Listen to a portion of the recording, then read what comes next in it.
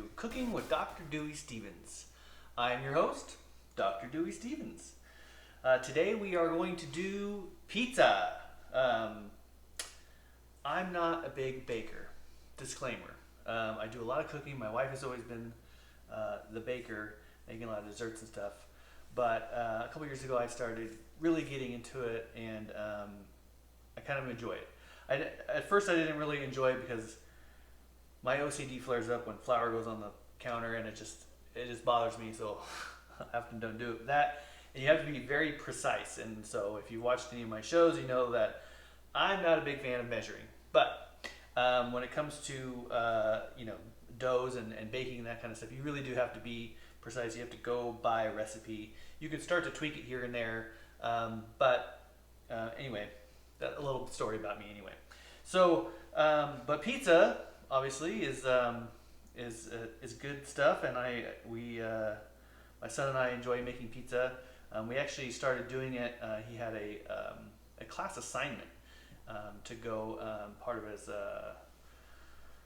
we used to call it home economics, and now I think they call it consumer science or something to that effect. So it was a fun class because he had an assignment to actually make a meal for his family from scratch.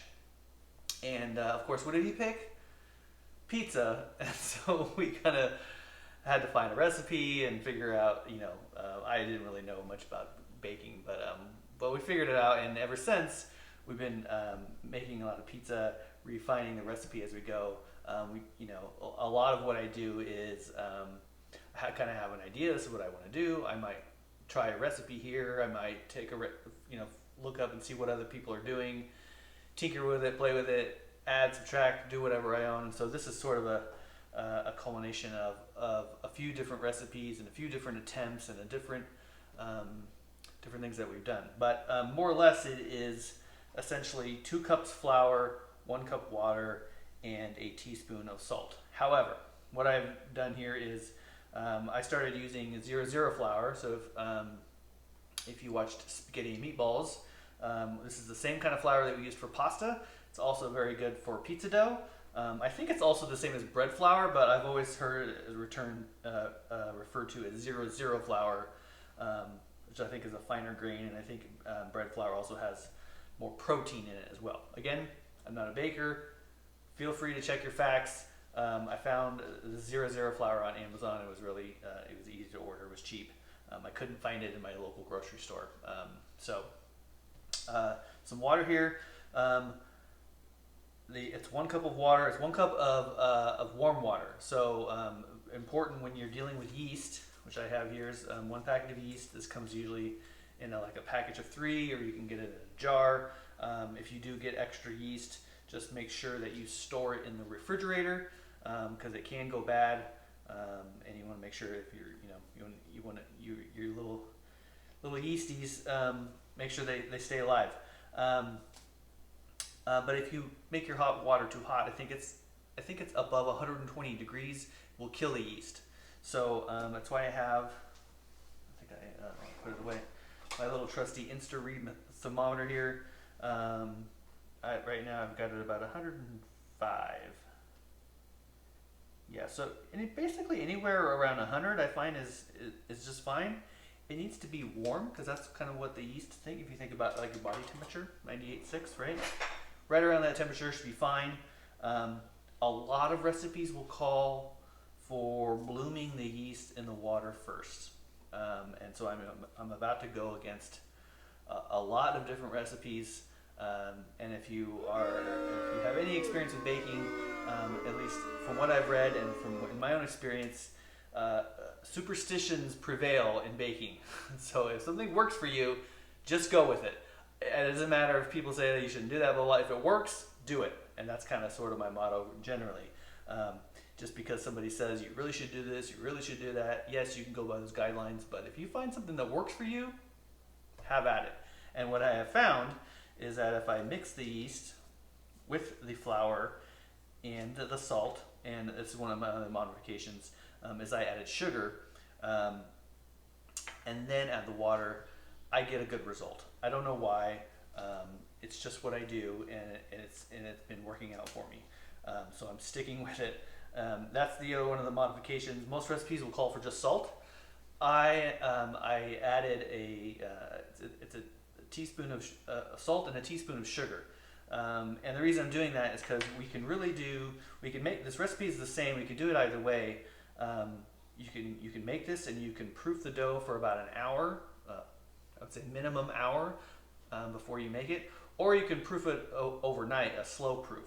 And that's what we're going to be doing today, just because you can make the dough, you can proof it short, you can make it, it's totally fine, it's edible, it's good.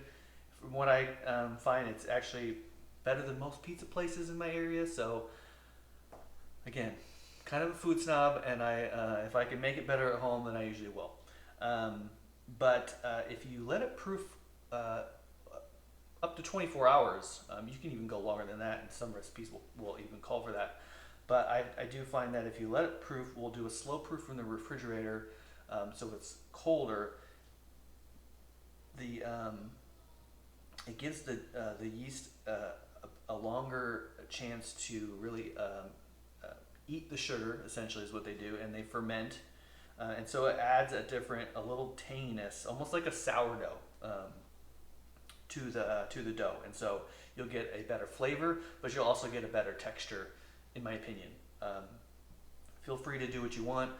You can, if you proof this just for an hour or 2 hours, we have a proof setting on the oven, and sometimes I do that, but if I'm going to do it for like maybe a few hours, I might just leave it out on the counter room temperature. But we're going to do overnight, so we'll proof it in the refrigerator. So without further ado, I forgot to mention, cornmeal is one of the other things. We're not going to put this in the recipe. This is going to be used when we actually make the pizza. So make sure you have some cornmeal. We have a pizza stone. So we don't have a fancy pizza oven. We don't have one of those outdoor fire things. Really all we have is a pizza stone. We picked this up, and I forget where we picked it up. It was pretty inexpensive. It's pretty durable. You throw it in the oven while it's preheating and it's nice and hot. We're going to cook our pizza on this. You don't have to have any kind of fancy pizza oven and pizza fire brick oven or anything like that at home. If you do, awesome, you can use that. But we live in Minnesota, and in the winter, cooking outside isn't really that much fun. So we just have a pizza stone, and it works well. We get the oven nice and hot, and what happens is you take the cornmeal and you throw it on. You sprinkle some on the pizza stone before you place the pizza on the stone, and that way it doesn't stick. And that's usually, if you've ever noticed, sometimes when you get a pizza takeout or delivery, what have you, it kind of has that rough sandpaper feeling because we're on the bottom. That's cornmeal, and so we're going to do the same here. So without further ado, I am going to add the yeast. Drum roll. If I can open this, and I cannot, so I'm going to use scissors. All right, second attempt. All right, we got our yeast here. Sprinkle all that in. I'm going to sugar and salt. And what I kind of like to do is mix this all around in the dough first, or in the flour rather, and then we're going to mix in the water. And I kind of like to do it a little bit at a time. The recipe is 1 cup of water to 2 cups of flour. I actually have a cup and a quarter in here. I'm not going to pour it all in one time. The reason I have more is because just depending on the humidity and the heat and if the planets are aligned and how the laws of physics work in your kitchen on that specific day, you could end up needing more water. And so I just add a little bit more in here. I added a quarter cup extra just to have it. So I'll pour all the way up until I have a quarter cup left. And then if I need more, I need more. So we're just going to keep mixing it. And you do have to kind of keep mixing it for a few minutes, because one of the things that I've learned is that it can take a while for all the grains of flour to absorb the liquid. So just because it's like this right now doesn't mean it won't be like this in a few minutes. You can see it's already starting to come together more. There's still all these little shreds, but they're becoming less and less. And so that's why you kind of just keep at it. It can take a while for the water to absorb, and that's fine. It's getting less and less. I think it's still going to need a little bit more. I'm going to add a little bit more. Not too much. And when you start to get to this point where you're adding a little bit more, you want to add a little bit. Don't dump a bunch in there because a little can go a long way. Like I said, the flour will start to absorb liquid. And if you make it too wet, that's okay. We're going to knead it on the counter here for a little bit, and we can just add some extra flour on the counter. You're going to want to have extra flour on the counter anyway because it will stick to the counter. But as you can see now, it's starting to come together into a ball, right? And so I had actually in my preparation for the video to make everything nice and neat, I put the flour away, so I'm gonna have to go get it out. This is a little bit wet. That's fine. I still didn't add all the water. It must be humid today. It's fine. My trusty bag of flour. This came in this, because it was shipped, it came in this plastic bag. If you have a bag of flour in your house, you know it can be messy when just flour comes in and out. I just kept it in the bag. That way it kind of helps contain that mess. So that's what I'm doing here. This is another reason why I don't enjoy baking. This kind of stuff really irks me, but I sacrifice it because I heart pizza a lot, especially homemade pizza. It's just, there's only a few places around that make a decent pizza, in my opinion, and if I can make one at home, all the better. I really like to put mushrooms on my pizza. I'm just like in love with mushrooms on my pizza, so I like to do a pepperoni and mushroom. This quantity of dough, we're gonna start kneading this now. We'll make either one big pizza, 2 medium pizzas, or 3 sort of small personal pizzas. And so since there are 3 of us in the home, I make this amount, that way we can each have our own pizza. So I'm going to start kneading it now. Really what this is sort of press down, right? Roll it back, and then again, roll it back, turn it, and again. And what we're doing here, kneading it, is we are basically making gluten. Making it, that's what gives it sort of that texture of the dough. So we're going to do this for about 10 minutes. Through the magic of video editing, I will not subject you to all 10 minutes of this, but I do this for about 10 minutes, and then we're going to let it rest. And we're going to put it in the bowl, and we are going to let it proof. And what's going to happen is, I'm going to put this in the bowl. Whether you do this overnight or you do it for an hour or whatever it is, it should come to more or less double its size. So right now it's, this size when we put it in the bowl, and tomorrow when we take it out, it will have expanded a lot. And that's what we want, right?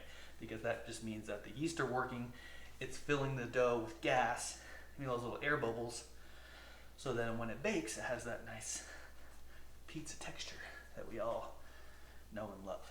So, I'm starting to run out of breath to talk, because this is actually fairly labor intensive, even though it doesn't look like it. You think, oh, I'm going to need this for 10 minutes. And then like minute 3, you're like, oh my God, when is this over? So, if you're in shape, maybe you're fine.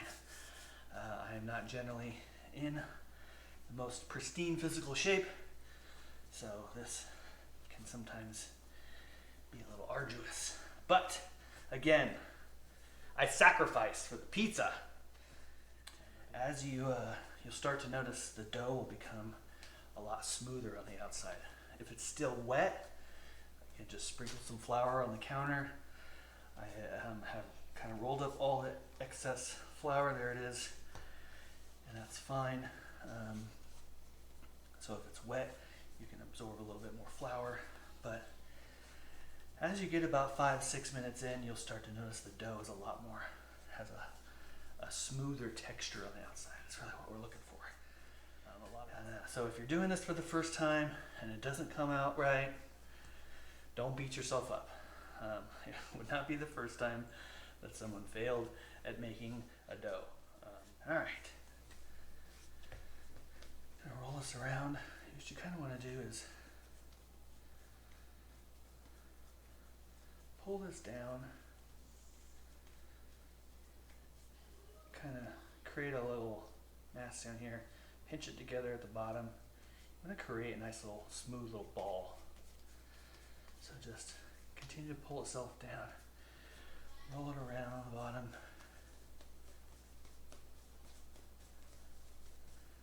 And it's fine if it's not perfect. You really just want to kind of create a skin on the outside of the dough. That way, when it proofs, it sort of has like a protective layer to keep all the gas in. You don't want it to. That's pretty good, right? So I'm going to put it back in the bowl, cover it with some plastic. I'm going to stick it in the fridge until tomorrow, really. It's about 6:30 p.m. my time. So I'll pull this out probably around 5 tomorrow, kind of let it come to room temperature, and we'll start heating it up, and that'll be part 2 of the pizza episode. So thanks for watching, and we'll see you next time.